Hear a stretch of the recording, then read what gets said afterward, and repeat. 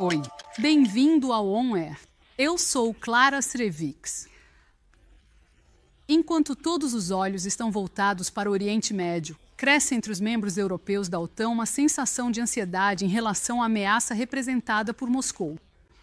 Hoje, vamos explorar as raízes dessa urgência e o que está por vir para a aliança. Enquanto isso, nosso relatório avalia o impacto da guerra na Rússia.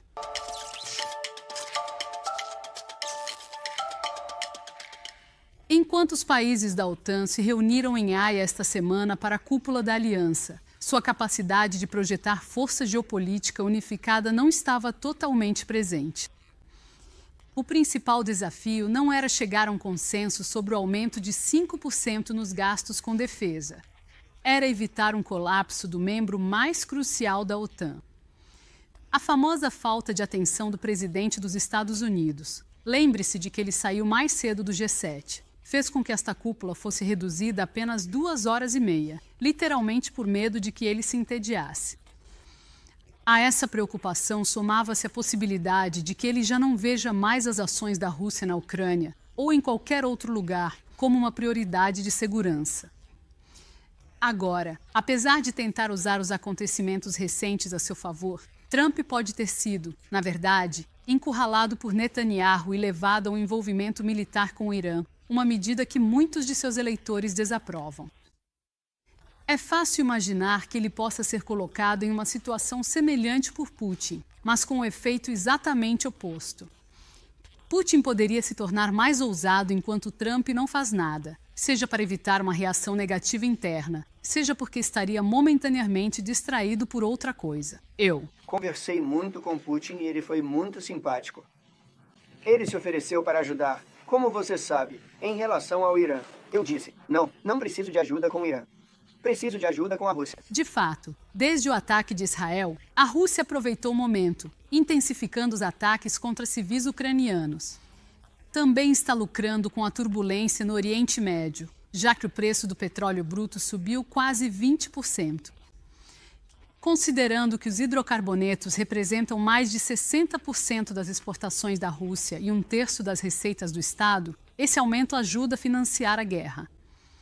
Moscou vai gastar 6,3% do seu PIB em defesa este ano, o maior nível desde a Guerra Fria. Imagens de satélite revelam um grande acúmulo militar perto da fronteira com a Finlândia, aumento da atividade perto da Estônia, a apenas 100 quilômetros da fronteira, e melhorias na base nuclear de Moscou em Kaliningrado. O chefe de inteligência de defesa da Finlândia diz que o país espera que o número de tropas russas se acumulando em sua fronteira triplique nos próximos 5 anos. Em resposta, vários países que fazem fronteira com a Rússia decidiram sair ou estão considerando sair do Tratado de Minas Terrestres Antipessoais. O relatório mais recente de inteligência militar da Letônia também apontou um aumento nas violações do espaço aéreo por parte da Rússia. Essas ações sugerem algo além de mera demonstração de força. Há uma corrente subterrânea de preparativos para ampliar o conflito na Ucrânia e rumores de um teste ao artigo 5 da OTAN para avaliar a relutância de vários membros em se envolver. Poucos dias após o ataque de Israel, Putin voltou à sua antiga fixação de reunir as nações de língua russa sob o controle de Moscou. Ele declarou de forma direta que a Ucrânia pertence à Rússia e que, na verdade, Moscou é dona de qualquer terra onde um soldado russo pise.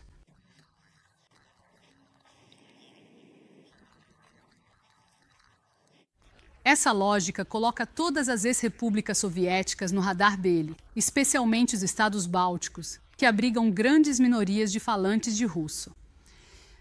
O chefe de defesa da Alemanha deixou isso bem claro recentemente, dizendo que Putin está planejando um ataque voltado para o Ocidente. Está claro, que há uma intenção, e Putin já declarou isso várias vezes agora. E não só o Putin, mas, toda a administração lá. Há uma intenção e há um acúmulo, de estoques. E isso culmina, eu diria, e é isso que os analistas, estão avaliando, em 2029. Em toda a ala leste da OTAN, o planejamento médico para tempos de guerra já não é mais teórico. Os países estão estocando kits de trauma, equipando socorristas com coletes à prova de balas e se preparando para baixas em massa. Outro motivo pelo qual todos podem estar ficando nervosos é porque o próprio Putin tem enfrentado uma pressão interna crescente após a ousada Operação Teia de Aranha da Ucrânia, que danificou ou destruiu pelo menos 20 bombardeiros russos, humilhando Moscou e encorajando as elites mais radicais. Eles estão pressionando Putin para declarar guerra formalmente. Embora o Ocidente chame isso de guerra, Putin ainda classifica como uma operação militar especial, uma distinção que importa porque não implica em uma escalada em larga escala. Por enquanto, a maioria das tropas russas são voluntários atraídos pelos salários. Declarar guerra permitiria ao Kremlin convocar 2 milhões de reservistas e mobilizar mísseis intercontinentais. Fabricar uma provocação ou iniciar um conflito em território da OTAN, possivelmente envolvendo terceiros países como Belarus, pode dar ao regime uma tática semelhante à usada por Netanyahu, que desviou a atenção de todos de Gaza e a voltou para o Irã. Para a Rússia, isso seria um pretexto conveniente para uma mobilização em massa, mesmo sem mencionar a Ucrânia. Em um podcast recente e brilhante chamado The War Game, a Sky News convidou políticos britânicos reais para simular um ataque russo ao Reino Unido. O cenário começa com uma explosão massiva em uma base naval russa. Moscou sabe que foram terroristas os responsáveis, mas culpa Londres. Dias depois, 2 pilotos britânicos de F-35 são mortos, ataques cibernéticos aumentam e a Rússia lança um exercício naval surpresa.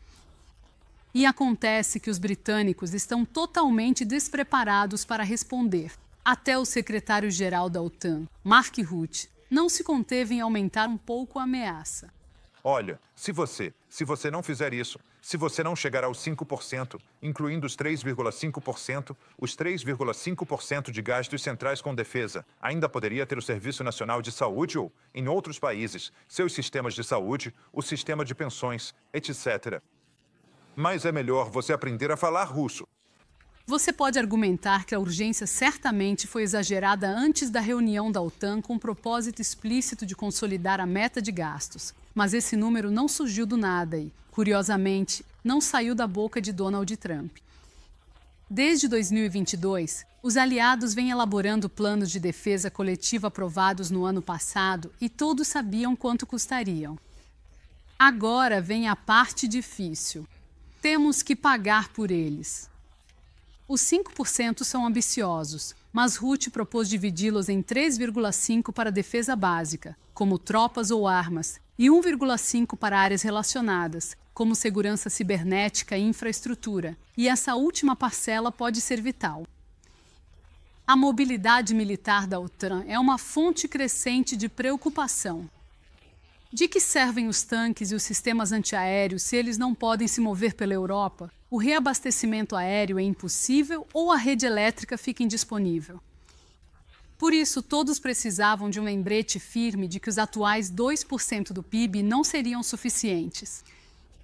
Felizmente, a iniciativa Rearm Europe da UE e o Plano Readines 2030 oferecem um respaldo com 800 bilhões de euros reservados para a defesa. Mas, independentemente disso, Espanha e Eslováquia receberam isenções, com Robert Fico resmungando sobre sair da aliança de uma vez.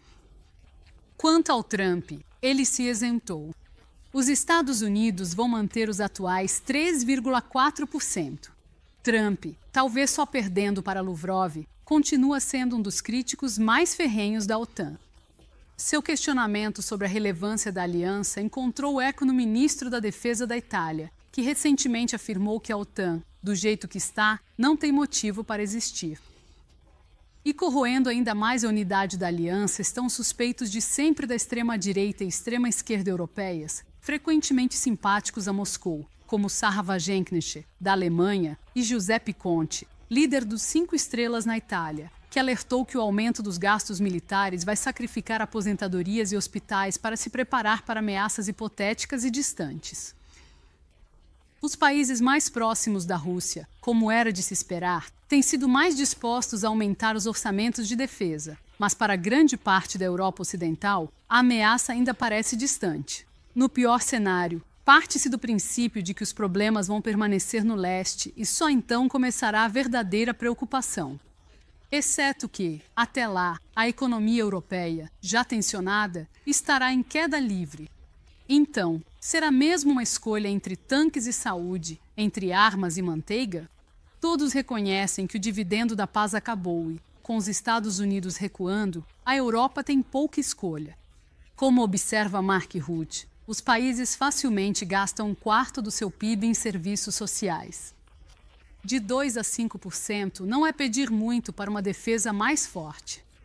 Claro, alguns argumentam que a Rússia teve dificuldades para conquistar a Ucrânia, um vizinho muito menor. Então, como poderia enfrentar a OTAN? Mas a verdadeira questão é o que Putin quer e como ele define a esfera de influência da Rússia. Na visão dele, a Ucrânia pertence à Rússia, assim como as ex-repúblicas soviéticas no Báltico e vizinhos do Mar Negro como Moldávia e Geórgia, além de partes dos Balcãs. A esfera de influência se estende a todos os antigos países do Pacto de Varsóvia, com Hungria, Eslováquia e Sérvia já tendo um pé nela. Os países do flanco leste têm uma visão realista sobre isso. Se algo acontecer, é improvável que sejam pegos de surpresa, mas como Eduard Lucas aponta. Isso não pode ser dito para quase todos os países mais a oeste, que ainda estão presos nos anos 1990 quando se trata de defesa, dissuasão e resiliência. Existem inúmeras definições do artigo 5. Você sabe disso, né? Os críticos costumam observar que o artigo 5 apenas compromete os membros da OTAN a consultar, mas não os obriga a agir. Ainda assim, é justamente essa ambiguidade que faz a dissuasão da OTAN funcionar. Ninguém sabe o que aconteceria após um ataque a um Estado-membro dessa aliança nuclear. Nesse sentido, a grande vulnerabilidade da OTAN não é um adversário específico, mas sim a perda de credibilidade. Com as constantes divagações de Trump sobre o artigo 5 e sua infinidade de prioridades de política externa, que vão da Riviera de Gaza à Groenlândia e à anexação do Canadá, a credibilidade da OTAN já sofreu um abalo. E como sua promessa de resolver rapidamente a questão da Ucrânia fracassou, paira o espectro de bem, tédio e uma postura petulante, em que ambos os lados são culpados e deixados para se enfrentarem sozinhos. Isso poderia eventualmente se traduzir em um isolamento total, mesmo diante de incursões russas em território da OTAN, para a alegria de J.D. Vance. Como escreve a Bloomberg, com a cortina de fumaça russa semeando confusão, Trump pode hesitar em agir. Em vez da resposta inequívoca que os aliados esperam, não é inimaginável que Trump, ao contrário, faça uma postagem no Truth Social pedindo paz, não guerra, ou incentivando a Europa a conversar com Vladimir. De fato, a constante mais inquietante na política externa errática de Trump ao longo de 2 mandatos é seu desejo infalível de ser amigo de Putin, porque os aliados não vão decidir por ele a quem respeitar e o que fazer, exceto talvez Netanyahu, mas isso já é outra história.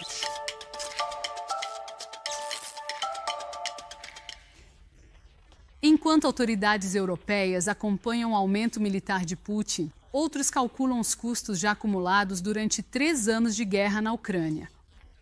Embora recordes sombrios estejam sendo batidos, o governo russo sinaliza sua disposição de continuar por mais décadas. Vamos analisar até agora o impacto econômico, militar e humano disso. A guerra na Ucrânia remodelou profundamente a economia, a sociedade e as prioridades do Estado russo.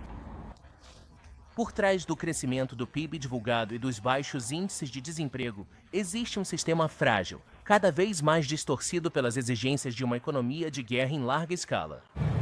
Um enorme estímulo fiscal, superior a 10% do PIB entre 2022 e 2024, impulsionou o crescimento de curto prazo, com a produção de defesa e os salários militares se tornando agora pilares centrais da atividade econômica. Ainda assim, esse motor funciona em ritmo acelerado e de forma insustentável.